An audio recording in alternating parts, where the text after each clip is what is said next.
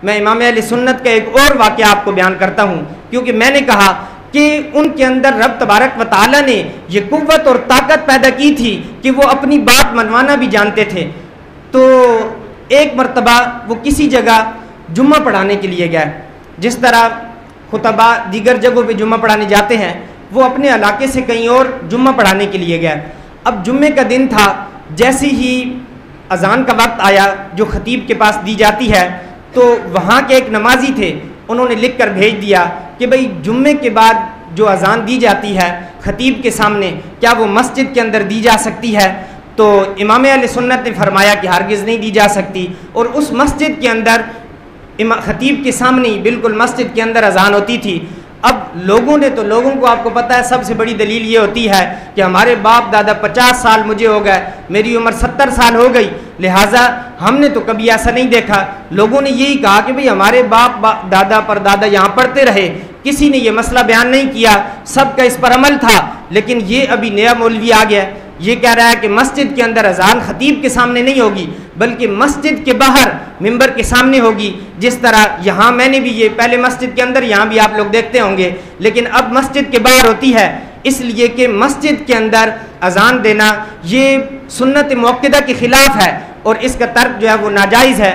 इसलिए मस्जिद के अंदर अजान देने का हुक्म नहीं है, चाहे 5 वक्त की नमाज की अजान हो, चाहे ख़तीब के सामने की अजान हो। सुन्नत मुअक्कदा नबी करीम सल्लल्लाहु अलैहि वसल्लम की पूरी ज़िंदगी के अंदर आप अलैहिस्सलातु वस्सलाम के सामने जुम्मे के दिन मस्जिद के दरवाज़े पर और जुम्मे के अलावा की नमाजें कभी भी मस्जिद के अंदर हुई नहीं, सहाबा कराम के दौर में भी नहीं हुई, इसलिए मस्जिद के अंदर अजान नहीं दे सकते। खैर, इमाम अहले सुन्नत ने यह मसला बयान कर दिया। अब आपको पता है कि जिसकी जितनी इज्जत होती है, जिसका जितना नाम होता है, जिसके जितने चर्चे होते हैं, मुखालिफिन भी बढ़कर होते हैं। कोई मुखालिफ उठा, उसने जाकर अदालत के अंदर केस कर दिया कि ये इमाम अहमद रज़ा नाम का एक मौलवी है, उसने ये फतवा दिया, जबकि हमारी राय ये है कि मस्जिद के अंदर अजान हो सकती है। जज के सामने अब ये दोनों मौक़िफ़ मौजूद हैं, जज के सामने वो बात भी है, ये बात भी है। अब इमाम अहले सुन्नत के घर में समन आता है, यानी बुलावा आता है जज की तरफ से। अब इमाम अहले सुन्नत उसको पढ़ते हैं, मुस्कुराते हैं, कहते हैं चलो। इमाम अहले सुन्नत को रब तबारक व तआला ने ये ताकत दी थी कि वो अपनी बात मनवाना जानते थे, वो जहानत अता फरमाई थी।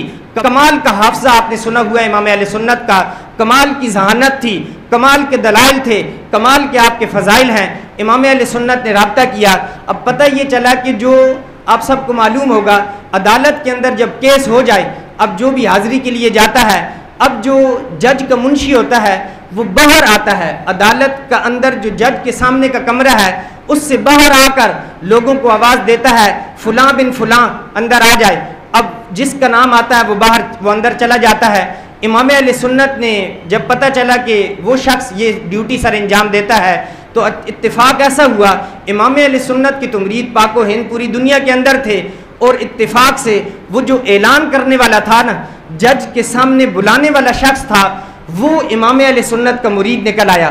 इमाम अहले सुन्नत ने उसको बुलाया, उसको कहा कि तुम्हें ये करना है, जिस दिन तारीख हो और मेरी हाज़िरी का वक्त हो, तुम्हें जो मैं बता रहा हूँ तुमने इसके मुताबिक करना है।